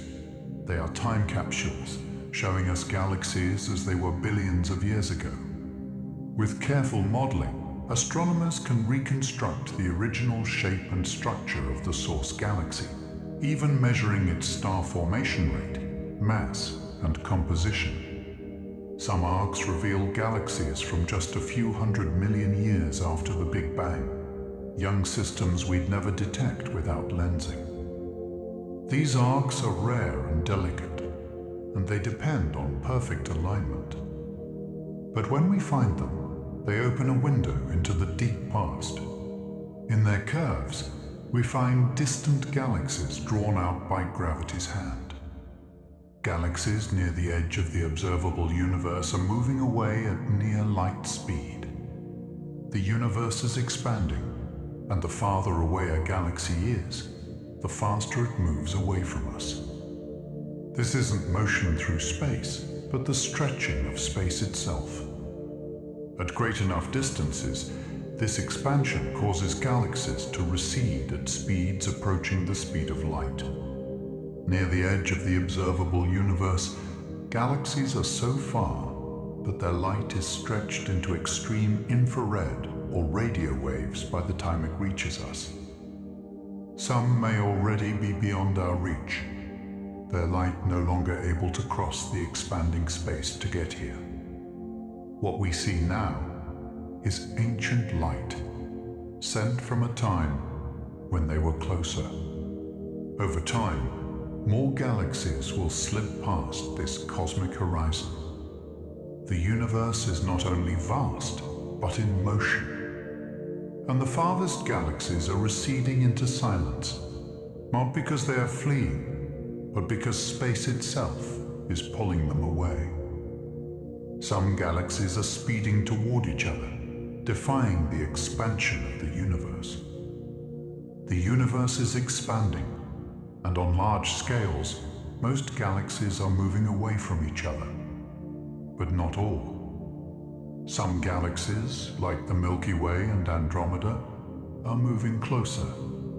Gravity still works, and in regions where it's strong enough, it can overcome cosmic expansion. In galaxy groups and clusters, mutual attraction pulls galaxies inward.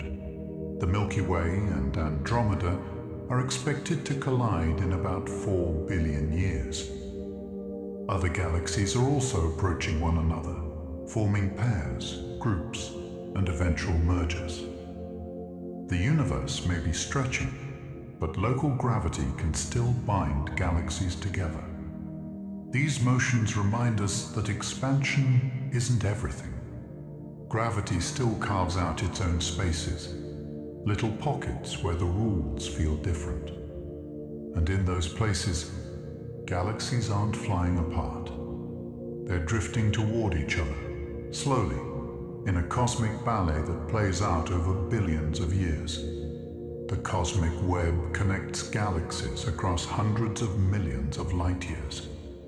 On the largest scale, the universe is not a random scattering of galaxies, it's structured. Galaxies gather along long filaments of dark matter and gas, forming a pattern known as the cosmic web. These filaments stretch across vast distances, linking clusters and superclusters into a grand network. In between the filaments are voids, nearly empty expanses where few galaxies exist. The cosmic web was shaped by tiny ripples in the density of the early universe, amplified by gravity over billions of years. Galaxies form along these strands, drawn to regions of higher density. We've mapped parts of this structure through galaxy surveys, and simulations reveal even more. It's a vast, three-dimensional web, not made of stars, but of the gravity that holds them. Galaxies don't live in isolation. They're part of a much larger framework, connected by invisible threads across the dark, expanding universe. Some galaxies look like they're spinning out of control. Most galaxies rotate in an orderly fashion, their stars orbiting the center in predictable, smooth paths. But some galaxies show strange behavior. Their outer regions twist, warp, or flare outward. Others have stars and gas moving in opposite directions. These galaxies often form from mergers or close encounters with neighbors, events that disrupted their structure. The motion inside them becomes chaotic, at least for a while. In some cases, the entire galaxy is warped, like a ripple in a pond. In others, it's more like a broken wheel. Astronomers study these systems to understand how galaxies recover from collisions, how long it takes for chaos to settle into calm. Even the strangest galaxies tend to stabilize over time, as gravity reshapes them and gas settles into new orbits. But in the moment, they appear wild, galaxies still shaking from past events, slowly finding their balance again. Galactic mergers can take billions of years to complete. When two galaxies collide, it's not a sudden crash.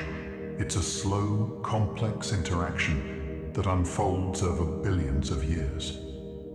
First, the galaxies draw near, pulled together by gravity.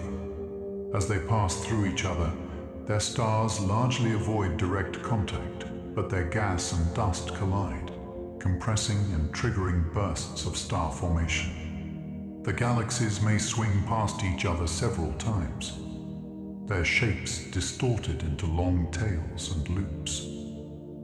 Eventually, they settle into a single system. The result depends on their mass, speed, and angle. Some become smooth elliptical galaxies. Others retain features of both parents. Even after merging, it can take hundreds of millions of years for the new galaxy to stabilize. Star clusters are relocated. Black holes drift toward one another, and the galaxy gradually finds a new equilibrium. It's not a crash, but a dance, slow, beautiful, and reshaping everything. When galaxies merge, their black holes may spiral together and combine. At the heart of most large galaxies lies a supermassive black hole.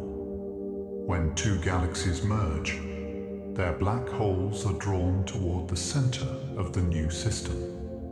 At first, they orbit one another from a distance, slowly losing energy as they interact with stars and gas. Over time, the distance shrinks. Eventually, they enter a final spiral, drawing closer and faster until they merge into a single, more massive black hole. This final stage is brief and incredibly energetic.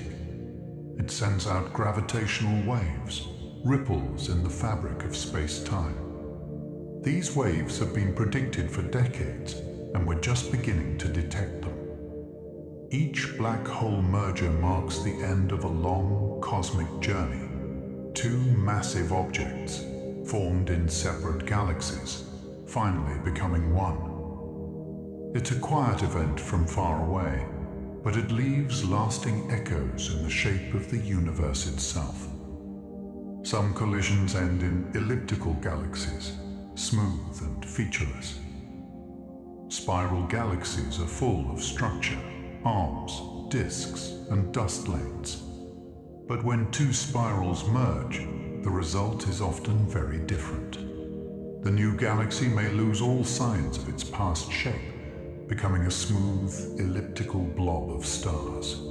These elliptical galaxies are round or oval, with little gas and almost no new star formation. Their stars move in random orbits, creating a soft, even glow. The chaos of the merger mixes the stars and scrambles their motion, erasing the organized patterns of spiral arms. The gas may be expelled or heated, halting further star birth. Over time, the galaxy fades into a quieter state. These elliptical galaxies dominate the cores of galaxy clusters, where mergers are common. They are the old giants of the universe, built through many collisions, glowing steadily, and bearing almost no trace of the drama that formed them. Others leave behind tidal tails of stars, stretching for thousands of light years. When galaxies pass close to each other, their stars aren't flung out violently, but gravity stretches them, drawing out long, delicate arcs of light. These are called tidal tails. They can span hundreds of thousands of light years, reaching far beyond the original galaxy's edge. Formed by the competing pull of gravity during an encounter or merger, they often curve outward like wisps of silk, glowing faintly with scattered stars and pockets of gas. Some tails eventually fall back in, while others drift through space for billions of years. These trails are silent witnesses to ancient collisions, elegant and slow, shaped not by impact but by motion. Some tidal tails even contain enough material to form new, smaller galaxies. Others remain as faint streams, glowing like cosmic brushstrokes. In them, we see the memory of past motion, galaxies reshaping each other as they pass. The Milky Way has absorbed dozens of smaller galaxies over time. Our galaxy wasn't always as large or structured as it is now. Over billions of years, it's grown by pulling in and absorbing smaller galaxies, dwarf systems that wandered too close. Some of these mergers left visible traces, streams of stars, clusters with unusual orbits, and chemical signatures that don't match our native population. Others have been fully digested, their stars now moving alongside ours. Each merger added mass, reshaped the halo, and stirred the motion of existing stars. These weren't dramatic collisions, but slow integrations, gravitational embraces that unfolded over millions of years. Even today, we can trace some of these absorbed galaxies by mapping the movement and composition of stars in the Milky Way's outer regions.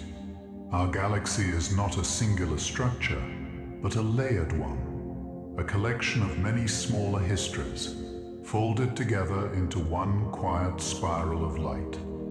We are still discovering new satellite galaxies orbiting the Milky Way. The Milky Way is orbited by a collection of smaller galaxies, tiny, dim systems called satellite galaxies. For decades, only a few were known, like the Magellanic Clouds. But in recent years, astronomers have discovered dozens more, many so faint they're nearly invisible.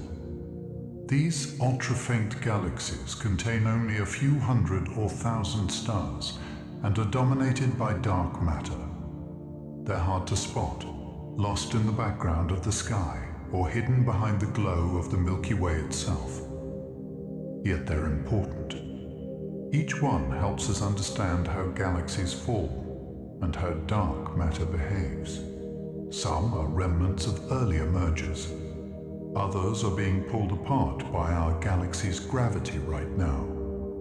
These companions move silently around us, tracing long, slow orbits through the halo. The more we look, the more we find. The sky around the Milky Way is full of quiet company we've only just begun to see. Tiny dwarf galaxies can trigger massive star formation in larger hosts. Size isn't everything in the universe. Sometimes, a small galaxy passing near a larger one can have a dramatic effect. If a dwarf galaxy collides with or passes through the gas-rich disk of a larger galaxy, it can compress the gas and trigger bursts of star formation. These bursts may light up regions of the larger galaxy, forming clusters and nebulae that outshine the smaller intruder. The process is quiet and gravitational, not explosive, but the consequences are bright and far-reaching. Some of the star-forming regions in the Milky Way may have been sparked this way. The dwarf galaxy provides just enough of a disturbance to set things in motion. It's like a pebble tossed into a still pond, a small event that spreads ripples far and wide. Even the smallest galaxies have the power to reshape their neighbors just by drifting close. Some galaxies exist in compact groups, trapped in gravitational dance. Not all galaxies live in sprawling clusters or quiet isolation. Some live in tight groups, a few galaxies bound closely together, orbiting one another in slow, looping paths. These compact groups are full of interaction. The galaxies tug at each other's arms, stir up gas, and sometimes collide. Their shapes are often distorted. Some have long tails, others share bridges of stars and dust. Over time, many of these galaxies will merge, forming one larger system. But for now, they remain distinct, locked in a quiet dance that can last for billions of years. The space between them is relatively small, close enough for gravity to constantly influence their motion. These groups are rare and fragile, but they reveal how galaxies can evolve together.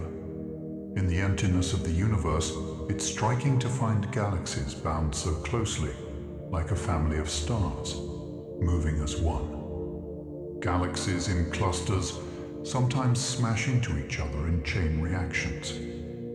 In large galaxy clusters, interactions are not rare, they're constant. With hundreds or thousands of galaxies moving through the same region, collisions and close encounters are inevitable. Sometimes, one merger triggers another. A galaxy may collide with a neighbor, disrupting its shape, and then pass close to yet another galaxy, spreading the chaos further. These chain reactions can stir up gas, ignite bursts of star formation, and launch streams of stars into space. The largest clusters can act like cosmic mixing bowls, galaxies passing through them multiple times, changing shape, direction, and speed. Over time, many become smooth ellipticals, the result of repeated mergers. But during the process, clusters are full of motion, a slow, graceful turbulence playing out across millions of light years.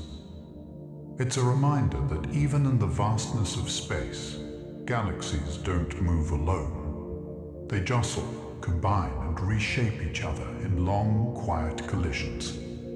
The largest galaxies we know may be the product of countless ancient mergers. Some galaxies grow slowly. Others, like the brightest cluster galaxies, grow through a long history of collisions. These giants, often found at the centers of massive galaxy clusters, can be hundreds of times more massive than the Milky Way. They didn't form all at once. Instead, they grew through merger after merger, pulling in smaller galaxies one by one over billions of years. Each added mass, stars, and structure. Over time, any traces of the individual galaxies were smoothed out, leaving a vast, glowing cloud of stars. Some of these giants now sit quietly at the heart of their clusters, surrounded by satellite galaxies still being drawn inward. They are cosmic monuments, the result of eons of quiet consumption. In their light, we see the sum of many histories, layered over time into something enormous and serene. We've found ghost galaxies drifting between galaxy clusters. Most galaxies live in clusters or along cosmic filaments, but some are found in the vast spaces between, drifting slowly through the emptiness. These so-called ghost galaxies are faint, diffuse, and hard to spot. They may have been ejected during a violent interaction or merger, flung outward into the quiet between clusters. Others may have formed there, far from the usual structures of the cosmic web.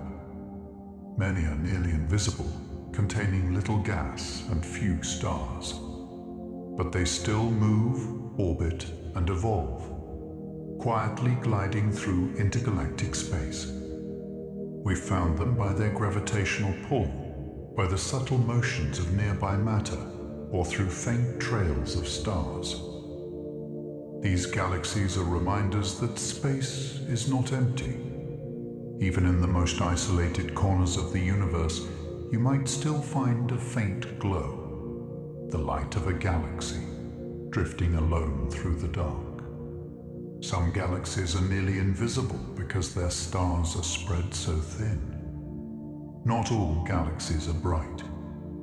Some, called ultra-diffuse galaxies, contain as many stars as a dwarf galaxy, but are stretched out over areas the size of the Milky Way.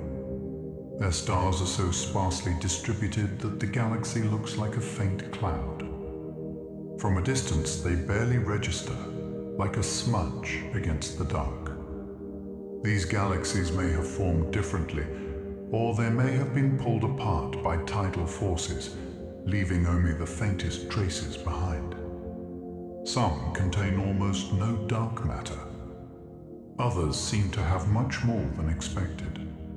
Their very existence challenges our understanding of how galaxies hold together. They are fragile, faint, and easily overlooked, yet they persist. And sometimes, that persistence alone is enough to tell a story. Even the quietest galaxies have something to say. Galaxies can leave behind long trails of stripped gas. When galaxies move through dense environments like clusters, they often lose material. Their gas is stripped away by the pressure of the hot plasma that fills the space between galaxies. This process, called Ram pressure stripping, can draw out long tails of hydrogen and dust, trailing behind the moving galaxy like a wake behind a ship. These trails can be hundreds of thousands of light years long, glowing in ultraviolet or radio waves. Some show signs of star formation, stars born in the middle of the tail, far from the galaxy's core. Others simply drift, cooling over time. Stripping can change a galaxy's future. Without gas, it can no longer form new stars. Over time, it fades into stillness, but the trails it leaves behind remain, graceful signs of motion and loss, stretching across space like memory. There are ultra-compact galaxies packed densely with stars. At the opposite extreme from diffuse galaxies are ultra-compact dwarfs, tiny galaxies crammed with stars. They can be just a few hundred light years across, yet contain millions or even billions of stars. Some may be the remnants of larger galaxies, stripped down to their dense cores by tidal forces. Others may have formed this way from the start. These galaxies are incredibly dense. A star in an ultra-compact dwarf might have thousands of neighbors packed within a single light year. Their light is intense, they're structured tight. And yet, they are hard to find because they are so small and easily mistaken for star clusters. Studying them helps astronomers understand what happens when galaxies collide and how structures survive in extreme environments. They are cosmic pressure points where stars are packed into the smallest possible space, glowing with quiet intensity. Others are so diffuse, they float like cosmic fog. Some galaxies barely seem like galaxies at all. Their stars are spread out so thinly that the galaxy resembles a faint fog drifting through space. These diffuse galaxies, often found in clusters, are fragile and dim. Many contain almost no gas. Some may be remnants of larger galaxies that were stripped down by gravitational forces. Others might have formed as ghostly systems from the beginning, never building up enough density to shine brightly. From a distance, they're almost invisible. But careful imaging and long exposures reveal their soft light. These galaxies challenge the idea of what a galaxy must be. They're not structured, not bright, and not full of motion, yet they are still gravitationally bound collections of stars. They move, evolve, and persist. Like mist clinging to the edges of space, they float, quiet and almost forgotten, but still part of the universe's great story. Galaxies may one day be all we can see, as the universe expands beyond our horizon. The universe is still expanding, and that expansion is accelerating. Over time, galaxies far away will recede faster and faster until their light can no longer reach us. Eventually, only the galaxies bound to our own, like Andromeda and a few others, will remain visible. Everything else will slip past our cosmic horizon. It's not that the galaxies themselves are moving through space. It's that space itself is stretching, carrying them away. In a few trillion years, a future observer might look out and see only a quiet local group of stars. They might believe the universe is small and still. But we know now that the universe is vast, rich, and full of light, even if that light is fading from view. Galaxies are not just what we see today. They are the last embers of a once visible cosmos, quietly drifting towards silence. We're watching galaxies drift apart forever. Every night sky is a frozen moment in a vast expansion. Galaxies that we see today, bright, distant, and full of history, are all moving away from us. Over billions of years, they will grow more redshifted, dimmer, and eventually undetectable. What we see now is a window into the universe as it was. But that window is slowly closing. We are lucky to live at a time when the universe is still readable, when light from distant galaxies still reaches our telescopes, whispering stories of their formation and motion. As expansion continues, the space between galaxies will widen, and each will drift into isolation. But even as they move apart, the memory of their light remains.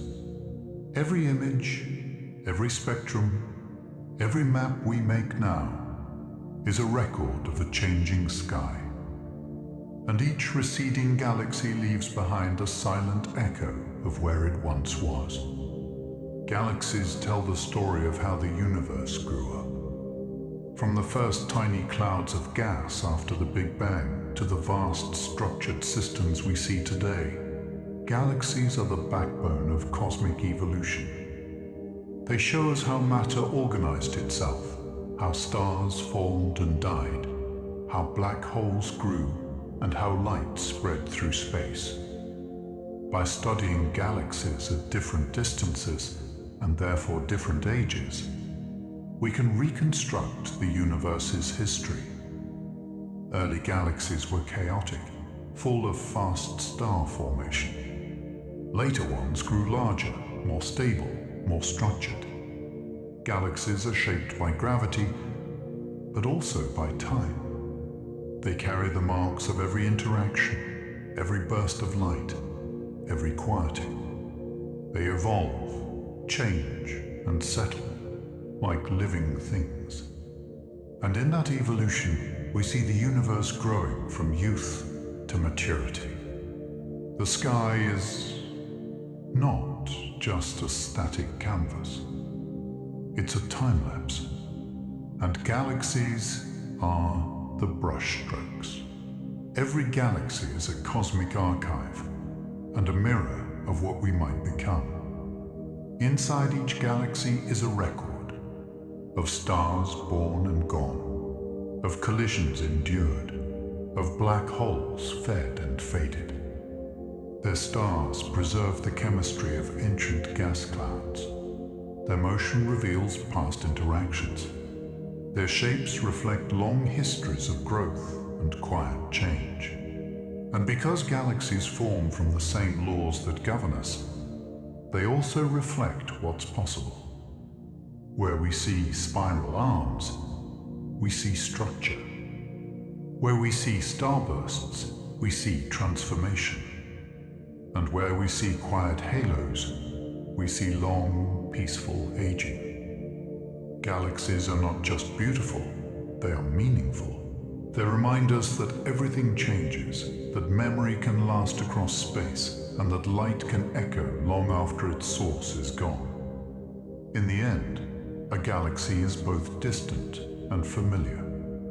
It holds the past, shapes the present, and hints at futures we can only imagine. Thank you for spending this time here, for listening, wondering, and drifting quietly through the galaxies. We've wandered across spirals and giants, through mergers and halos, past quiet dwarfs and glowing arcs of ancient light. Some galaxies shone bright, others barely whispered, but each one held a story, a piece of the universe written in stars. And now, the sky is quiet again. The facts may fade, but the feeling of distance, of time, of being small beneath something vast, that stays with us. So let your thoughts go, gently. Let the motion of galaxies become the rhythm of rest. No more questions tonight. No more discoveries. Just space. Just calm. Just sleep. And if you happen to still be awake, you can go ahead and watch the next video now. But if your eyes are already closing, that's perfectly okay too. Good night, and sweet dreams from the stars.